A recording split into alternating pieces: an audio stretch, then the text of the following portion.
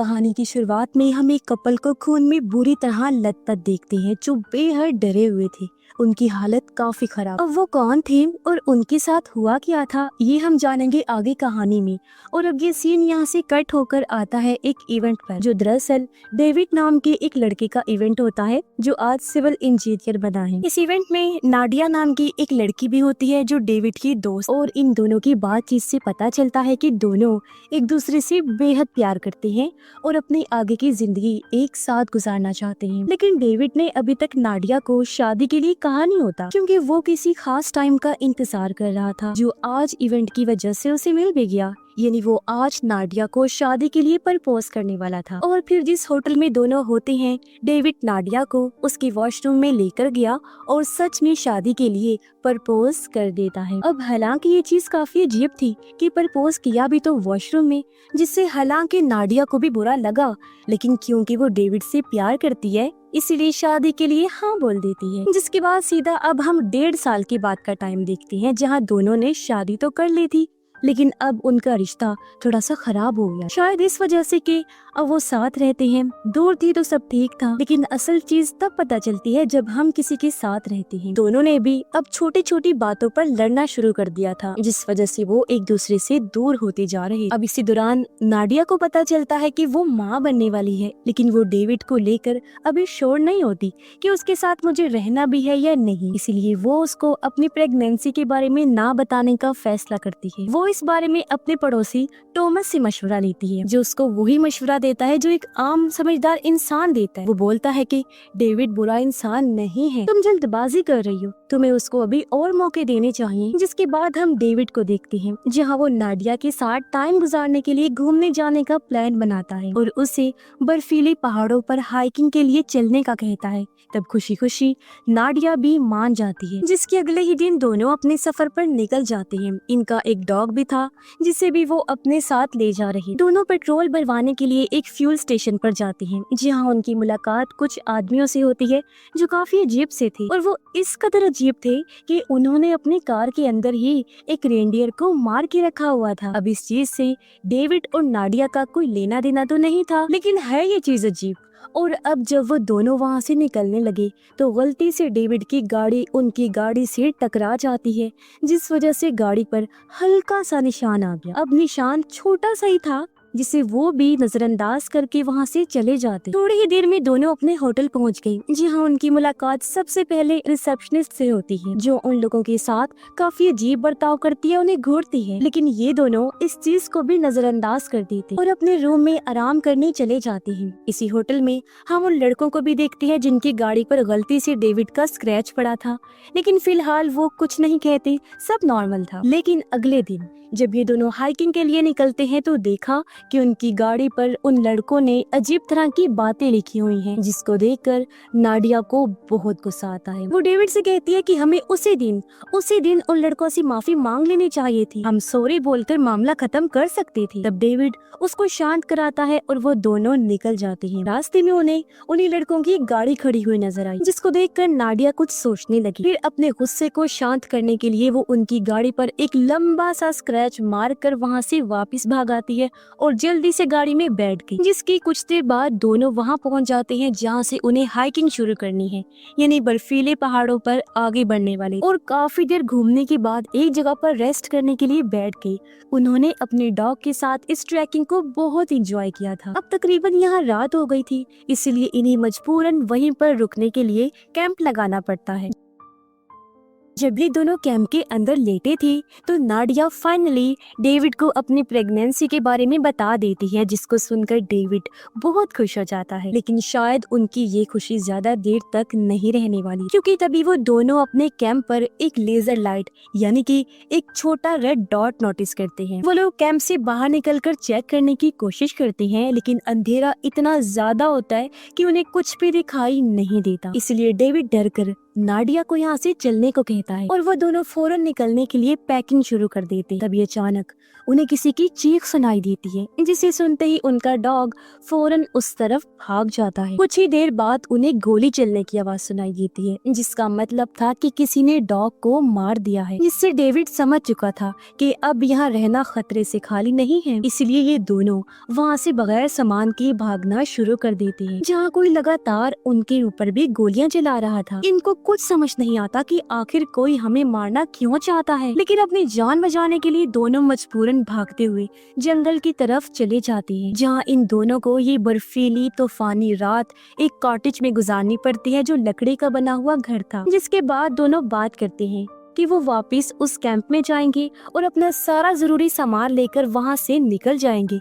लेकिन जितना उन्होंने सोचा था ये काम उतना आसान नहीं होता, क्योंकि जैसे डेविड वापस अपने कैंप में आया उसको वहाँ डॉग की लाश मिलती है, जिसकी हालत इतनी खराब थी कि उसे देखकर डेविड की उल्टियाँ आने लगती हैं और नाडिया भी पूरी तरह घबरा जाती है, जिसे डेविड संभालता है। लेकिन इससे पहले ये दोनों कुछ समझ पाते, वहाँ लगे एक ट्रैप, एक जाल से डेविड पूरी तरह जख्मी हो जाता है। अच्छा, यहाँ हम नोटिस करते हैं कि उन दोनों की माजी का एक सीन बार बार हमें दिखाया जा रहा है, जो एक हादसे से जुड़ा हुआ था। अब वो हादसा क्या था ये हम आगे जानेंगे, लेकिन जो भी है उस हादसे का दोनों को बहुत अफसोस है और शायद इसी वजह से उनके साथ ये सब हो रहा है। अब डेविड बुरी तरह से जख्मी हो चुका है, जिसको फौरन इलाज मिलना जरूरी हो गया था। इसलिए अब ये दोनों यहाँ से अपनी गाड़ी की तरफ जाने लगते, जहाँ रास्ते में इन्हें दूर एक आदमी खड़ा हुआ दिखाई देता है।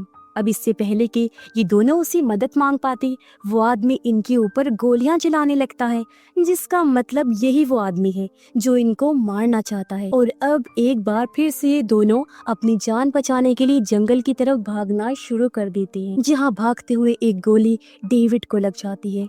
उस बेचारे के लिए आज का दिन बहुत ही बुरा था और अब वो और ज्यादा जख्मी हो जाता है, जिसको बड़ी मुश्किल से संभालते हुए नाडिया एक कॉटेज तक पहुंच जाती है, जहां आकर वो सबसे पहले डेविड के जख्मों को साफ करती है। डेविड बहुत दर्द में है और अगर उसको अभी इलाज नहीं मिला तो इन्फेक्शन की वजह से उसकी जान भी जा सकती है। लेकिन खुशकिस्मती से नाडिया को वहाँ पर एक फर्स्ट एड किट मिल जाती है, जिससे कम से कम नाडिया डेविड की मरहम पट्टी तो कर सकती है। इसी बीच हम फिर से पास्ट का वो सीन देखते हैं जब दोनों गाड़ी में थे और वो हादसा हुआ था, जिसे याद करके नाडिया काफी उदास और परेशान हो जाती है। और तो और डेविड की हालत बेहद खराब होती जा रही थी और ऐसे ही एक और रात गुजर जाती है, जहाँ अगली सुबह इन्हें एक बार फिर से किसी के आने की आहट महसूस होती है। नाडिया और डेविड खिड़की से झांककर देखते हैं, जहाँ इनको एक गार्ड दिखाई देता है जिसके हाथ में गन थी। लेकिन ये गार्ड वही आदमी होता है जो इन्हें होटल में भी मिला। अब इन दोनों को लगने लगा था कि शायद यही गार्ड, जो एक पागल इंसान है, इनकी जान के पीछे पड़ा, जो एक किलर है और लोगों को बेरहमी से मार देता है। इसीलिए ये दोनों उसे छुपते छुपाते कॉटेज से बाहर भागने लगते हैं। लेकिन तभी वो गार्ड इन्हें देख लेता है और इनका पीछा करने लगा और इसी भागा दौड़ी में नाडिया गार्ड को शूट कर देती है, जिससे बुरी तरह जख्मी होकर वो वहीं गिर पड़ता है। और अब ये दोनों मौका देखकर वहाँ से भागने लगते, लेकिन डेविड की हालत बहुत ज्यादा खराब होने की वजह से उसे अब चलने में बहुत तकलीफ होने लगती है। अब आगे इन्हें जो कुछ भी करना था वो बहुत सोच समझ के करना था। दोनों आपस में बात कर ही रहे होते हैं कि तभी वहाँ पर एक आदमी माउंटेन बाइक लेकर पहुँच जाता है, जिसके हाथ में भी गन थी और अब वो जबरदस्ती नाडिया को गन पॉइंट पर लेने की कोशिश करता है, लेकिन डेविड पीछे से आकर उस पर हमला करके जख्मी कर देता है। जिसके बाद ये दोनों उसकी माउंटेन बाइक लेकर वहाँ से भाग जाते हैं। वो सीधा अपने होटल पहुँचते हैं, जहाँ होटल मालिक से मदद मांगने लगे, लेकिन वो उनकी मदद करने की बजाय उल्टा उनको ही बंद कर देता है। जिस रूम में नाडिया और डेविड बंद होते हैं वहाँ पर उनकी बहुत सारी पुरानी तस्वीरें लगी हुई। ऐसा लगता है जैसे कोई कई महीनों से इन लोगों पर नजर रखे हुए है। और सिर्फ इतना ही नहीं, इन तस्वीरों के बीच एक बच्चे की फोटो भी लगी होती है और यही फोटो वो लिंक है, वो कनेक्शन है जिस वजह से डेविड और नाडिया आज इस खराब सूरत हाल में फंसे हुए हैं। और अब यहाँ खुलने वाला है इस मूवी का सबसे बड़ा राज। हम जान पाते हैं कि आखिर क्यों कोई डेविड और नाडिया की जान के पीछे पड़ा है। अब पास्ट का वो हादसे वाला सीन जो बार बार दिखाया जा रहा था, वो दरअसल तब का टाइम था जब डेविड ने नाडिया को शादी के लिए प्रपोज किया था। तब ये दोनों अपनी कार से उस लम्हे को एंजॉय करने जा रही थी, जहाँ डेविड का ध्यान गाड़ी चलाते वक्त भटक गया था, जिस वजह से इनकी गाड़ी से एक मासूम छोटे से बच्चे का एक्सीडेंट हो जाता है और एक्सीडेंट भी इतना भयानक हुआ होता है कि उस बच्चे की मौके पर ही मौत हो जाती है। अब इंसानियत को सामने रखते हुए इन दोनों को उस बच्चे को हॉस्पिटल ले जाना चाहिए था, पर ये डर कर वहाँ से भाग गई। अब इनको लगा था कि शायद वो बच्चा अकेला था, लेकिन उस वक्त उसके साथ बच्चे की मॉम डैड भी थी और वही है जो यहाँ इन दोनों के पीछे पड़े हुए हैं। बच्चे का बाप जो है वो और कोई नहीं बल्कि इनका पड़ोसी टॉमस होता है। टॉमस ने उसी दिन सब कुछ प्लान करना शुरू कर दिया था जिस दिन इन दोनों ने उसके बेटे को मारा था। सब कुछ यानी इनका यहाँ आना, इस होटल में रुकना पहले से ही प्लान था और अब शायद टॉमस इन दोनों को नहीं छोड़ेगा। अब होटल की रिसेप्शनिस्ट जो इनके साथ अजीब बर्ताव कर रही थी, उनको घूर कर देख रही थी, वो दरअसल बच्चे की माँ होती है। अब जिस आदमी ने इनको कैद किया था वो टॉमस का ही आदमी था और अब टॉमस दोनों को पकड़कर बांध देता है और उन्हें धीरे धीरे तकलीफ देने लगता है। लेकिन यहाँ इनको किसी मसीहा की तरह वही गार्ड बचाने आ जाता है जिसे गोली से नाडिया ने जख्मी कर दिया था और ये दोनों जिससे बचकर भाग गए थे। लेकिन तब गार्ड असल में उन्हें बचाने ही आया था। अब जैसे गार्ड अंदर आया, टॉमस और गार्ड के बीच लड़ाई होने लगती है। इस लड़ाई का फायदा उठाकर डेविड और नाडिया बाहर आ गए और भागने लगते। लेकिन डेविड की जख्मी हालत होने की वजह से ये लोग ज्यादा दूर तक नहीं जा पाते। तभी यहाँ टॉमस भी आ गया जिससे डेविड बार बार कहता है कि देखो प्लीज, तुम्हारा गुनाहगार मैं हूँ, मैं गाड़ी चला रहा था, मेरे से एक्सीडेंट हुआ और तुम्हारा बेटा मारा गया, तो तुम मुझे मार दो और मेरी वाइफ को छोड़ दो क्योंकि वो प्रेग्नेंट है। लेकिन टॉमस उसको वही दर्द महसूस करवाना चाहता था जो उसने और उसकी वाइफ ने तब किया था जब उनका बच्चा मरा था। इसीलिए वो नाडिया को शूट कर देता है जिससे नाडिया के साथ साथ उसके बच्चे की भी मौके पर ही मौत हो जाती है। लेकिन यहाँ टॉमस डेविड को नहीं मारता और उसे उसकी बीवी और बच्चे की मौत की तकलीफ महसूस करने को कहता है और खुद वहाँ से चला जाता है। डेविड ने एक ही पल में सब कुछ खो दिया, बिल्कुल वैसे ही जैसे टॉमस और उसकी वाइफ ने खोया। अब इस फिल्म में गलती दोनों कपल्स की ही थी।